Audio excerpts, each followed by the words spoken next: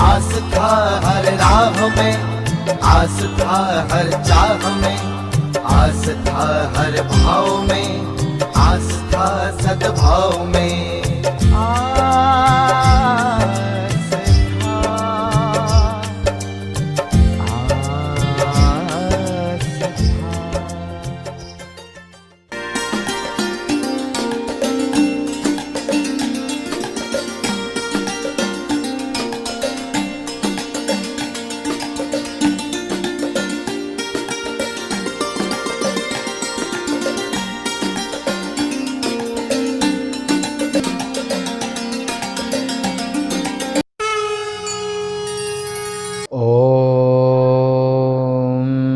नारायणं नमस्कृत्य नरो चैव नरोत्तमं देवीं सरस्वतीं व्यासं ततो जयमुदीरयेत्।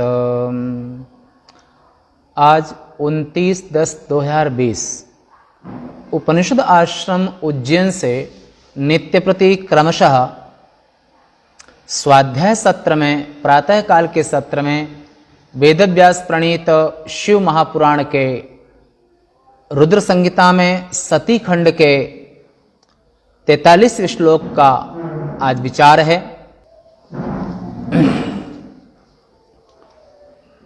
ब्रह्मा जी ने कहा, हे पुत्र नारद, नारद जी ब्रह्मा जी के मानस पुत्र हैं।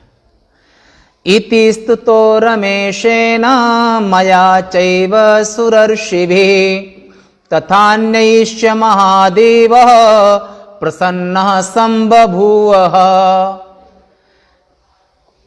इस प्रकार ब्रह्मा जी ने कहा, जब मैंने, विष्णु ने, देवगणों ने, जो हमारे और विष्णु के भी कारण हैं, क्योंकि महादेव से जो दाएं अंग से ब्रह्मा जी की उत्पत्ति हुई है और बाएं अंग से विष्णु की उत्पत्ति हुई है, ये प्रसंग को आप पहले विद्वेश्वर संहिता में श्रवण कर चुके हैं।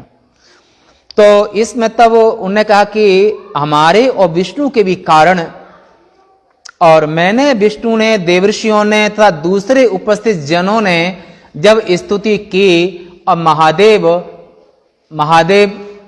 प्रसन्न हो गए, खुश हुए। उसके बाद शिवजी की कृपा दृष्टि से, कल आपने सुना था, महादेव की कृपा दृष्टि का नाम है जीवन। भ्रकुटि विलास सृष्टि लय हुई। महादेव की जो कृपा है वही अमृत है, वही जीवन है, जो आपने कल के दिन सुना था। दक्ष प्रजापति को कृपा दृष्टि से देखा था और जीवन दान दिया उनको कृपा करके। महादेव परम कृपालु, करुणाकर। शिवजी की कृपा दृष्टि से ही ब्रह्मा, विष्णु, देवता तथा ऋषियों को समझाकर दक्ष से कहने लगे। शिवजी ने कहा, शृणु दक्ष प्रवक्ष्यामि प्रसन्नोऽस्मि प्रजापते भक्ताधीना सदाहं वै स्वतंत्रोऽप्य अखिलेश्वरः। यद्यपि मैं सबका स्वामी होने पर भी स्वतंत्र हूं। संपूर्ण ब्रह्मांड का संविधान वेद है। श्रुति निरपेक्षो रवा, रमण शब्द। वेद को प्रमाण के किसी दूसरे की अपेक्षा नहीं है, पर वेद प्रमाण के लिए हर किसी को अपेक्षा है। सृष्टि के आरंभ में जब सृष्टि की, उस समय पर सृष्टि का जो संविधान, ब्रह्मांड का जो संविधान, वो जगदीश्वर महादेव ने वेद निश्चित किए। वेद ही संविधान है। और जैसे वेद निरपेक्ष हैं, वेद को किसी भी प्रमाण की अपेक्षा नहीं है और वो किसी की अपेक्षा नहीं करते हैं, ऐसे ही महादेव स्वतंत्र हैं। स्वतंत्र हूं, तथापि हे दक्ष प्रजापति, मैं तुमसे कहता हूं, उसे सुनो। मैं सदैव भक्त के अधीन रहता हूं। अहम भक्त पराधीनो, ये विष्णु पुराण में भी वहां पर कहा गया है। और शिव और विष्णु में अंतर नहीं है, और विष्णु तो भगवान शिव के संकल्प हैं। जगन माता माहेश्वरी और जगत पिता शिव के संकल्प ही विष्णु लक्ष्मी हैं। अहम भक्त पराधीन, भक्तों के हृदय हैं, भक्त जिनके हृदय हैं, ये भक्त और भगवान का रिश्ता जो होता है वो हृदय से अभिन्न होते हैं, शरीर दो होते हैं।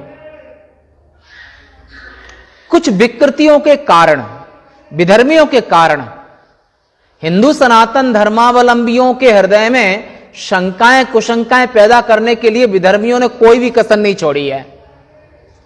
इस्लाम ने, ईसाइयों ने, इन लोगों ने सनातन धर्म को नष्ट करने के लिए कोई भी कसर नहीं छोड़ी है, जजिया कानून से लेकर के। और लास्ट में यह किया है कि इनके गुरुओं में, आचार्यों में शंका पैदा करने का काम किया। निरपराध शंकराचार्य को भी जेल में बंद कर दिया। किसने किया? विधर्मी मानसिकता ने। शरीर भले ही भारत में रहता हो, भारत का तो नहीं है, पर विधर्मी मानसिकता ने, ताकि हिंदू सनातनी जो भोले भाले दिल वाले लोग हैं, इनके दिलों में अपने गुरुओं के साथ में शंका पैदा की जा सके, गुरुओं के प्रति अश्रद्धा पैदा की जा सके। और जबकि शास्त्र का सिद्धांत है, भगवान भी कहते हैं कि मोहिते अधिक गुरु जी जानी, सकल भाई सेवय सन्मानी। शास्त्र का सिद्धांत है कि सदगुरु और श्रोत्रिय ब्रह्मनिष्ठ, सच्चा सदगुरु वही कहावे जहां का जीव तहां पहुंचावे। श्रोत्रियम ब्रह्मनिष्ठम, ऐसे सदगुरु हैं वो ब्रह्मविद ब्रह्मई भवति। ऐसे ब्रह्मविद तत्वज्ञ महात्मा जो होते हैं वो चलते फिरते ब्रह्म के विग्रह होते हैं, ब्रह्म स्वरूप होते हैं। और जब व्यक्ति का पतन होता है तो अपने गुरुजनों में, माता पिताओं में, बड़ों में, संस्कृति में, अपने शास्त्रों में, इसमें अश्रद्धा पैदा उसमें हो जाती है जब पतन का समय आता है तब।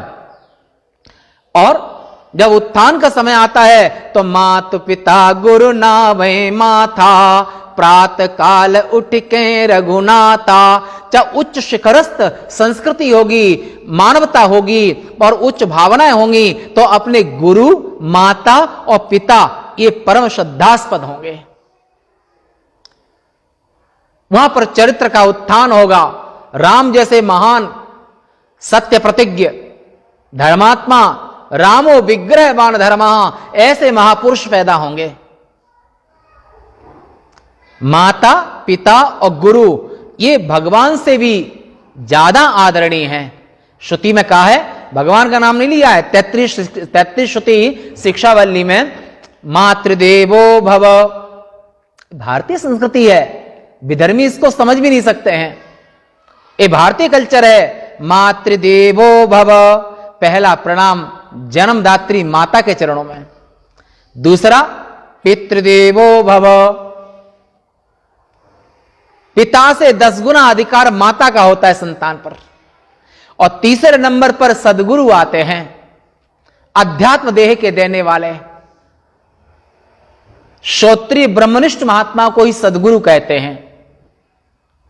तीसरे नंबर पर आचार्य देवो भव, जो शिक्षा देता है, आध्यात्मिक देह प्रदान करता है, आध्यात्मिक बल प्रदान करता है, उत्तम गुणों का आधान शिष्य के अंतःकरण में करता है। शिक्षा गुरु, दीक्षा गुरु, सदगुरु, गुरु शक्ति। और भावनोपनिषद में श्री गुरु सर्व कारणभूता शक्ति, जो सदगुरु शक्ति है, जो सबकी कारणभूता शक्ति है। जब पतन का समय आता है तो अपने माता पिता गुरु, अगर माता पिता में अश्रद्धा न होती तो अनाथालय वृद्धाश्रम क्यों बने होते। जब पतन का समय होता है तो ये सब शुरू हो जाते हैं। और जब उत्थान का समय होता है तो माता पिता और गुरु तीनों ही आराध्य होते हैं। 4 प्रकार के पुण्यात्मा जो भक्त सदा मेरी सेवा करते हैं, इसलिए भगवान भी कहते हैं कि मोहिते अधिक गुरु जी जानी, सकल भाई सेवय सन्मानी, गुरोर आज्ञा है विनम्र चारणीया। जो गुरु की आज्ञा होती है, सदगुरु की आज्ञा होती है, वो अविचारणीय होती है। परंतु हां सच्चा सदगुरु होना चाहिए, नकली नहीं। और सदगुरु करने के पहले नकली असली की पहचान जरूर कर लेना चाहिए, क्योंकि संसार में दानव दैव ऊंच और नीचू अमीय महावर माहोरे मीच। तो यहां पर अमृत भी है, विष भी है, अच्छे भी हैं बुरे भी हैं, पर दोष उनका नहीं है। दोष साधक का होता है कि साधक ने पानी पिए छान के और गुरु करे जान के। पहले गुरु शिष्य की परीक्षा करे और शिष्य गुरु करे कि हमारे लायक वो शिष्य हमारे लायक है कि नहीं, और सदगुरु की पहचान शिष्य भी करे और सेवा करे। और अगर लगे श्रोत्रिय ब्रह्मनिष्ठ चरित्रवान शीलवान और निष्प्रही और ये विरक्त हैं, सन्यास धर्म से सन्यासी होकर के सन्यास धर्म का पालन करते हैं, तो वहां पर प्रणाम करके नमस्कार करके आज्ञा का पालन करें। और अगर सद्गुरु वाले लक्षण नहीं है तो तब क्या करे? तो मधुलुब्धो यथा भृंग पुष्पात पुष्प तरंग व्रजेत, ज्ञान लुब्धो तथा शिष्य गुरोर गुरुवत्तरंग व्रजेत। एक गुरु को त्यागने में, एक गुरु से दूसरे गुरु के पास शिक्षा ले। गुरु को त्यागने में कोई पाप नहीं होता है, अगर गुरु शिष्य के साथ में गुरुत्व से रहते हैं तो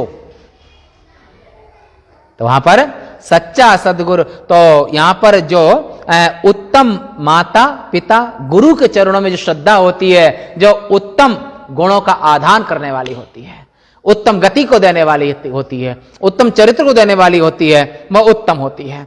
और महादेव वो सभी के गुरु हैं।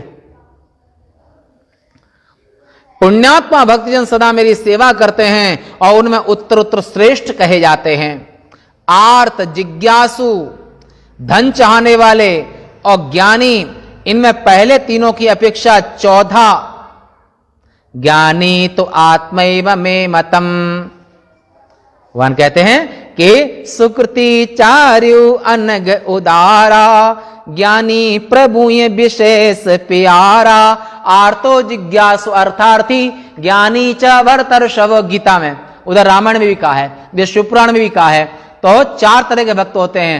आर्त दुख के कारण भगवान का भजन करने वाले, अर्थार्थी दरिद्रता को नाश करने के लिए प्रभु का भजन करने वाले, जिज्ञासु ज्ञान की चाहत में प्रभु का महादेव की उपासना करने वाले, ज्ञानी। पर ज्ञानी की यहां पर कोई चाहत नहीं होती है, ना धन की। और देखो सन्यास किसे कहते हैं?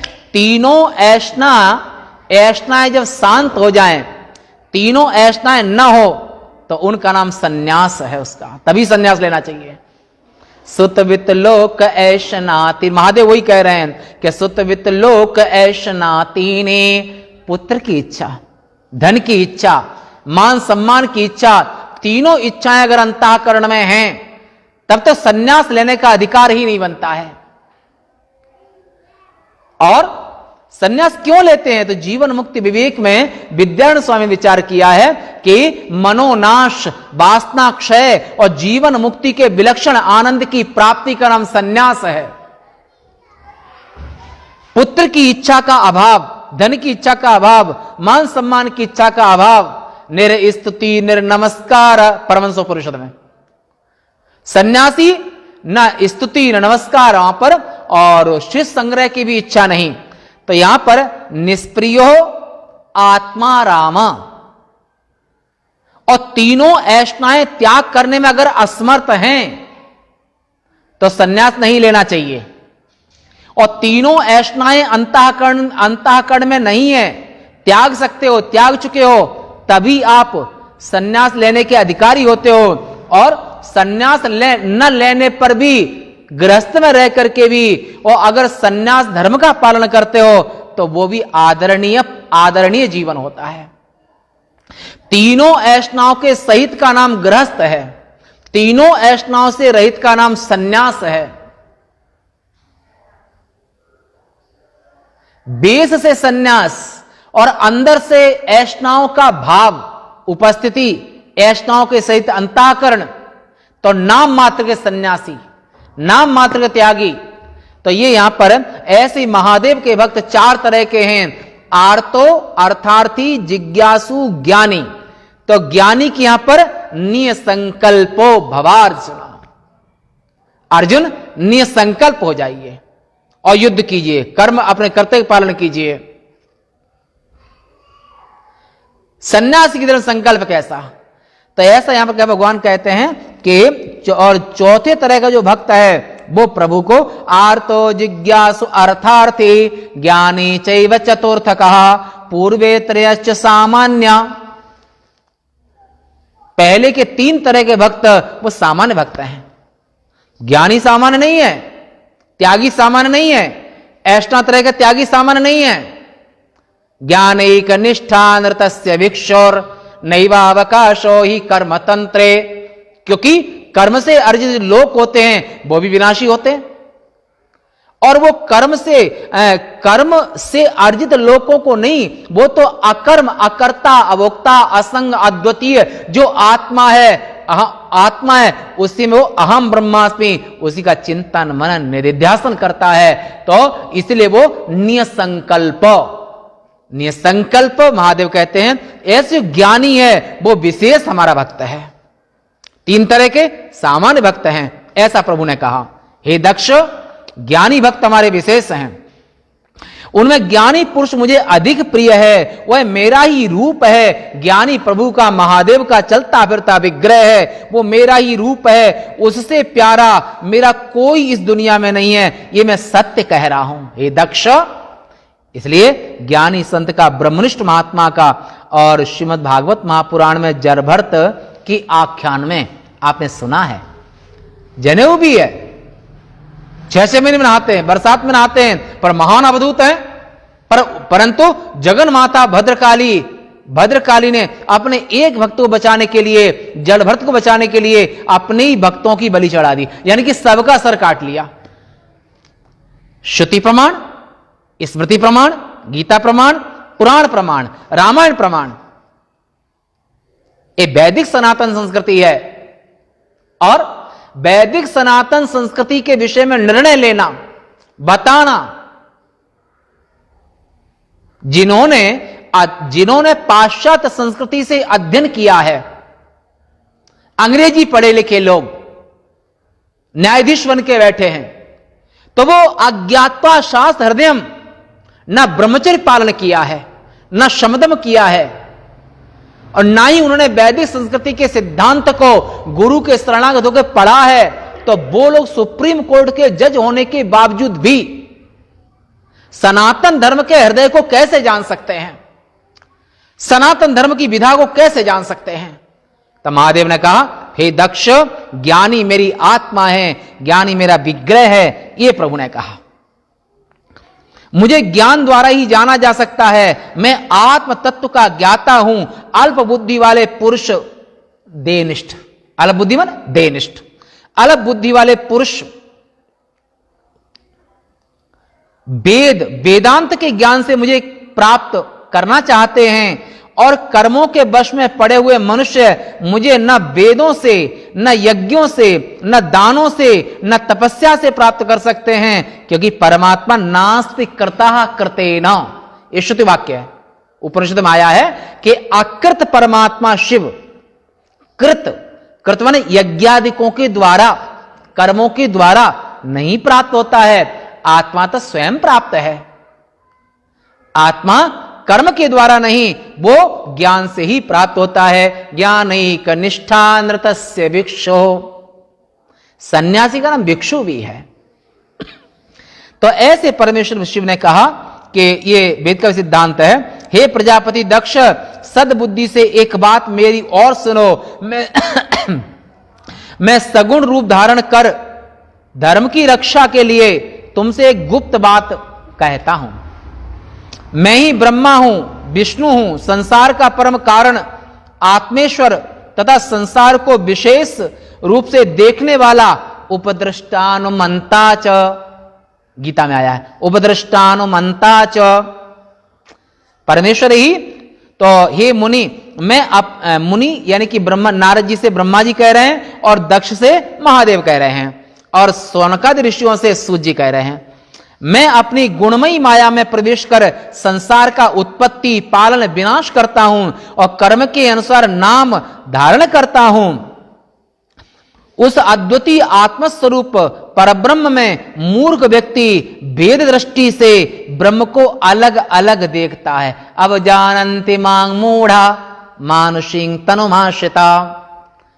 संसार का मूर्ख प्राणी, देनिष्ठ प्राणी और वासना त्रय से तीनों, अब पुत्रेष्णा कह दिया तो जो पुत्र की इच्छा रखता है वो स्त्री सुख की इच्छा नहीं रखेगा क्या? ऐसी कितनी इच्छाएं इन तीनों में ओतप्रोत हैं, बहुत सारी इच्छाएं। तो स्त्री भोग की भी इच्छा है, अगर पुत्र की इच्छा है तो जाया में स्यात् बृहदारण्यकोपनिषद में। तो यहां पर ऐसा जो संसार का जो तीनों ऐष्णाओं से ग्रसित प्राणी है वो संन्यास कभी नहीं हो सकता है, वेद से हो सकता है। और केवल वेशधारी हरि के उर्सालें, सूरसागर, तो वहां पर जो केवल वेश धारण करते हैं और संन्यास धर्म का पालन नहीं करते हैं वो भगवान विष्णु के यहां पर ऐसे करकते हैं। कैसे करकते हैं? जैसे अपने नाखून में फांस घुस जाए, नाखून के अंदर बांस की फांस घुस जाए, वो जैसे करकती है, घाव में कांटा जैसे करकता है, ऐसे ही जो संन्यास धर्म का पालन नहीं करते हैं, गृहस्थ धर्म का पालन नहीं करते हैं, राज धर्म का पालन नहीं करते हैं, ब्रह्मचर्य धर्म का पालन नहीं करते हैं, वे प्रभु के यहां पर ऐसे ही करते हैं। केवल सन्यासी नहीं, गृहस्थ होकर के भी अगर गृहस्थ पालन नहीं करते हैं तो वो भी भगवान के यहां पर, वो भी वहां पर सुख नहीं देते हैं। और क्योंकि आप जिस जगह पर हैं, जिस जगह वहां पर उस धर्म का पालन करना ही चाहिए।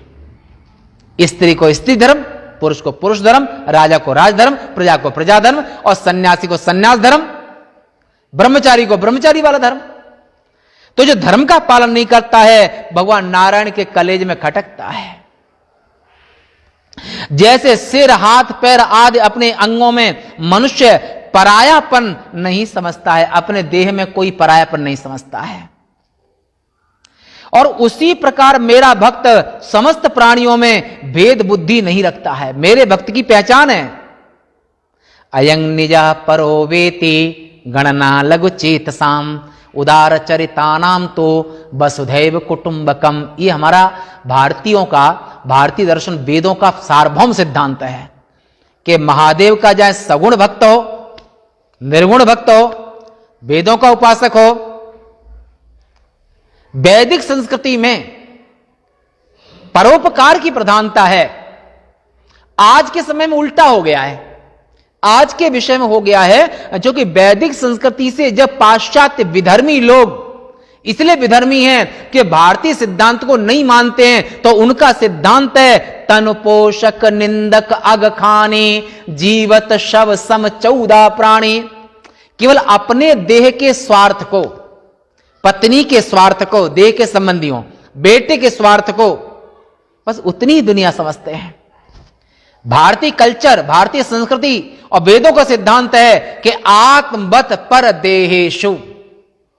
हे दक्ष, मेरे भक्त की पहचान है, वैदिक की पहचान है कि वो केवल देह को देह नहीं समझता है, दूसरे की पीड़ा को भी अपनी पीड़ा समझता है। ये हमारे भक्त की एक असाधारण पहचान है। संसारी ऐसा नहीं समझ सकता है।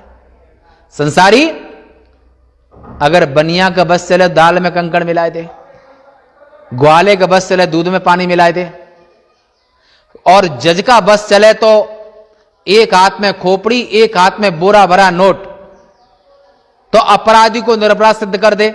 ये सब यमायत्ता को प्राप्त होने वाले हैं। दंद्रम में माणा, दंद्रम में माणा शब्द का अर्थ होता है जैसे कोलू में गन्ना पेर देते हैं, ऐसे ही ये पापी लोग वहां पर यमलोक में जाकर के पेरे जाते हैं, दुखी होते हैं, क्योंकि दूसरे की पीड़ा को पीड़ा नहीं समझते हैं, केवल अपने हाथ पांव की पीड़ा को पीड़ा समझते हैं। इसलिए इनको अज्ञानी, देहनिष्ठ और ऐष्णात्रय से संयुक्त कहते हैं।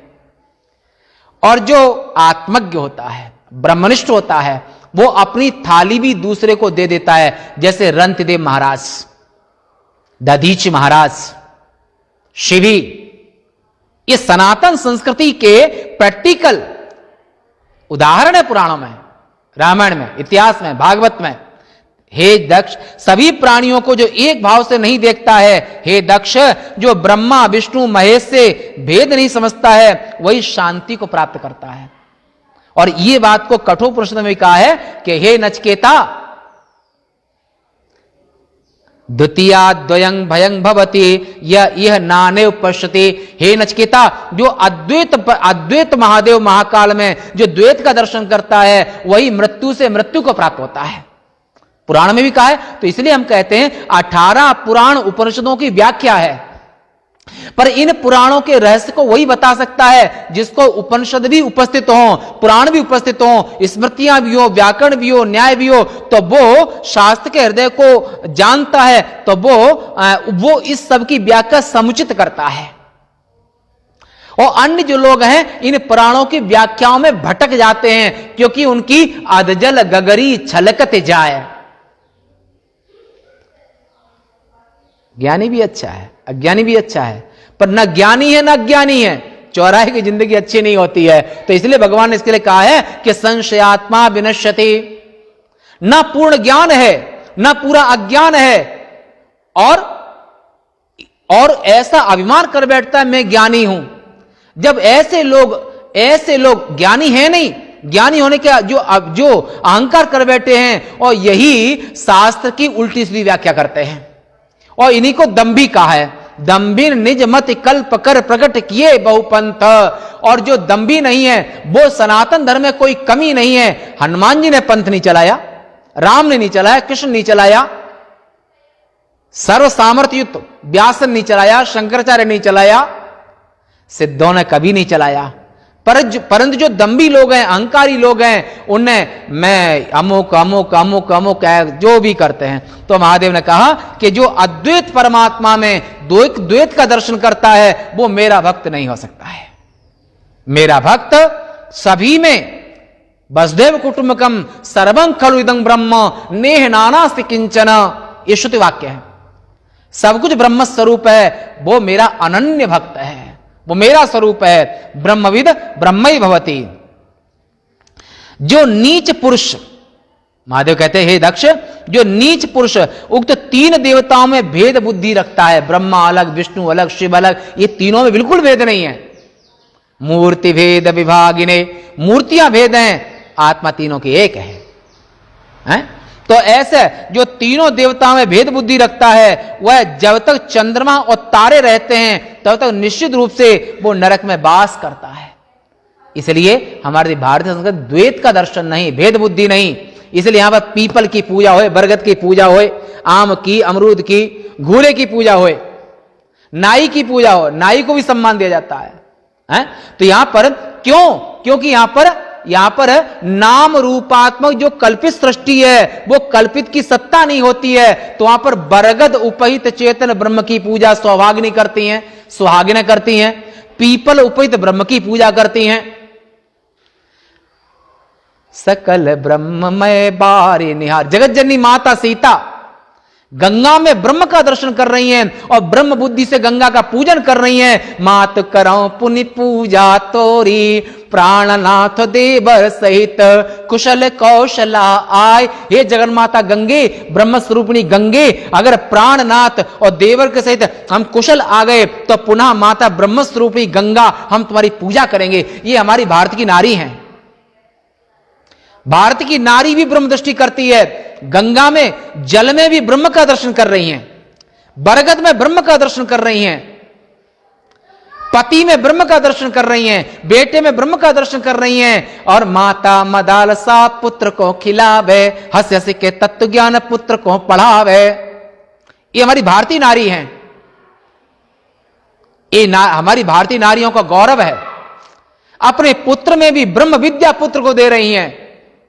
चुड़ाला ने शिकिध्वज को ब्रह्म ज्ञान दिया।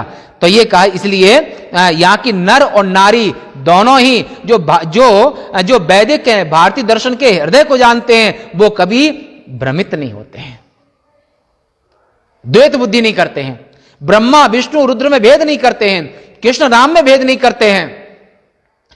बरगद पीपल में भी ब्रह्म का दर्शन करते हैं, बरगद की पीपल की पूजा नहीं, वहां भी महादेव की पूजा है। ये आप विद्वेश्वर संहिता में श्रवण कर चुके हैं विस्तार से, इसलिए यहां विस्तार नहीं करेंगे। तो यहां पर जो नीच पुरुष इस भेद दृष्टि से दर्शन करते, ब्रह्मा विष्णु और शिव में भी नरक में रहते हैं, सूर्य चंद्र पर्यंत, जब सूर्य, तो इसलिए भेद दर्शन नहीं करना चाहिए। ब्रह्मा की भक्ति किए बिना विष्णु भक्ति प्राप्त नहीं होती है, और विष्णु भक्ति के बिना कभी भी मेरी भक्ति नहीं होती है। और इतना कहकर सबके स्वामी परमेश्वर शिव जी कृपा करके सबके सामने और कहने लगे, विष्णु भक्त होकर जो मेरी निंदा करता है, शंकर विमुख भगत चह मोरी। जो विष्णु भक्त होकर के जो मेरी निंदा करे और शिव भक्त होकर के विष्णु की निंदा करे, ये दोनों को यह शाप है कि उन्हें तत्व ज्ञान की प्राप्ति कभी नहीं हो सकती है। 21वां मंत्र है, कभी नहीं हो सकती है।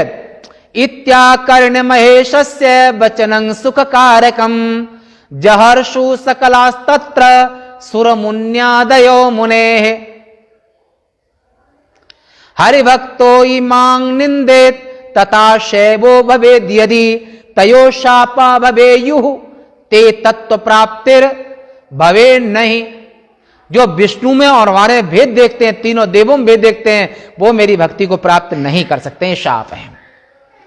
शिवजी के सुखद इन वचनों को सुनकर हे मुनि, देवता मुनि आज सभी प्रसन्न हो गए और कुटुंब सहित दक्ष अत्यंत प्रसन्न होकर शिव भक्ति में तत्पर हो गया, और देवता आदि ने भी शिवजी को समस्त लोक का स्वामी स्वीकार किया।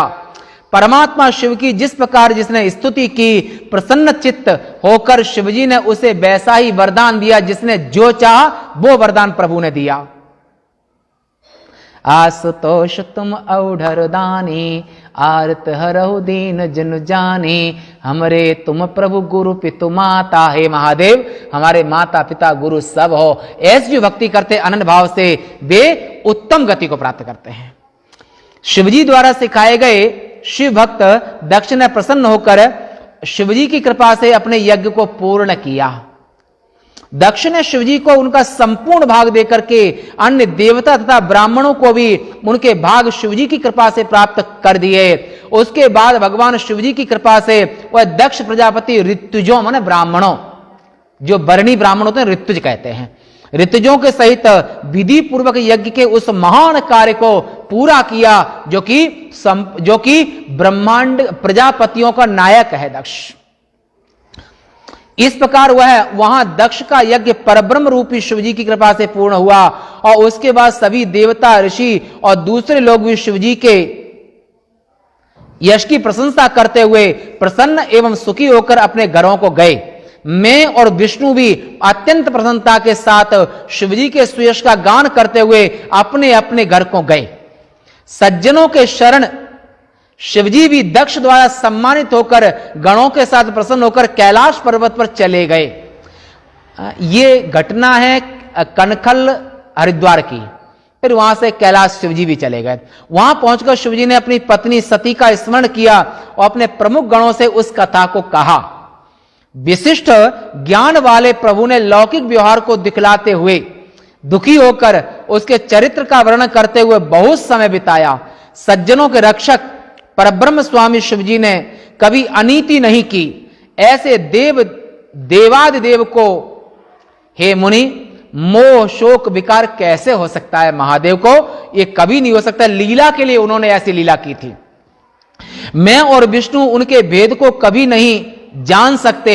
देवता मुनि योगी मनुष्य आदि की तो बात ही क्या है। शिवजी की महिमा अनंत है। शिवजी अनंत हैं, उसे विद्वान भी नहीं जान सकते हैं, और उनकी कृपा से भक्तजन उत्तम भक्ति द्वारा बिना परिश्रम के उन्हें जान सकते हैं। प्रेम से, प्रेमणा तृतीय वचन प्रेमणा, प्रेम के द्वारा प्रेमा भक्ति से ऐसे महादेव का अनुग्रह प्राप्त कर सकते हैं, अहंकार से नहीं। परमात्मा शिव एक हैं, उनमें किसी प्रकार का विकार नहीं। वे संसार के प्राणियों को उनके अनुरूप लीला दिखलाते हैं।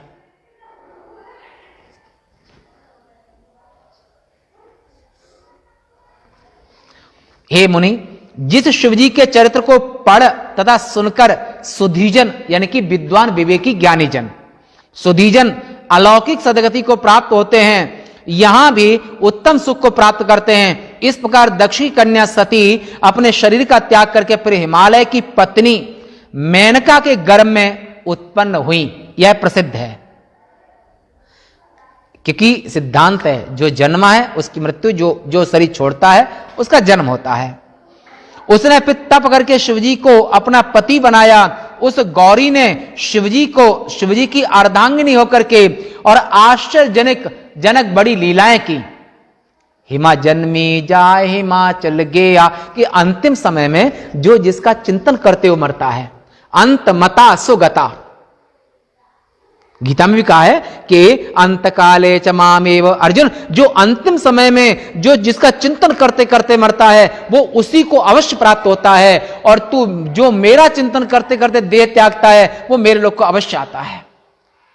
अंतिम समय में मन में जो संकल्प होगा वो उस योनि को प्राप्त अवश्य करता है।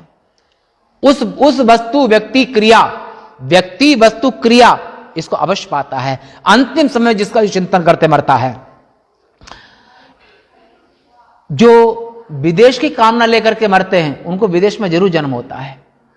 जो जिस कामना को लेकर मरता है अंतिम समय में उसको वही प्राप्त होता है। इस प्रकार मैंने अत्यंत आश्चर्यजनक सती का चरित्र वर्णन कर दिया। यह चरित्र सभी कामनाओं को प्रदान कर और सुख भोग तथा मोक्ष को प्रदान करने वाला है। प्रभु का चरित्र, यह पुण्यात्मा कथानक स्वयं पवित्र है, दूसरों को पवित्र करने वाला है, स्वर्ग, सुयश, दीर्घ आयु, पुत्र, पौत्र, धन संपदा आदि को देने वाला है। जो पुरुष भक्ति युक्त होकर इस कथानक को सुनता है तथा भक्त पुरुषों को सुनाता है, हे तात नारद, सभी शुभ कर्मों को करने वाला वह पुरुष परलोक में जाकर सर्वश्रेष्ठ गति को प्राप्त करता है। मेरे इस शुभ कथानक को जो पढ़ता है अथवा जो पढ़ाता है वह संपूर्ण सुख और भोगों को इस लोक में भोग करके अंत में मोक्ष को प्राप्त करता है। यह फलश्रुति है।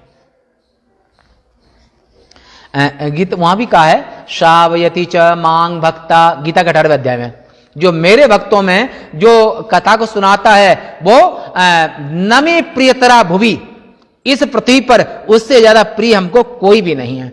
यह इदं शृणुयात् भक्त्या श्रावेत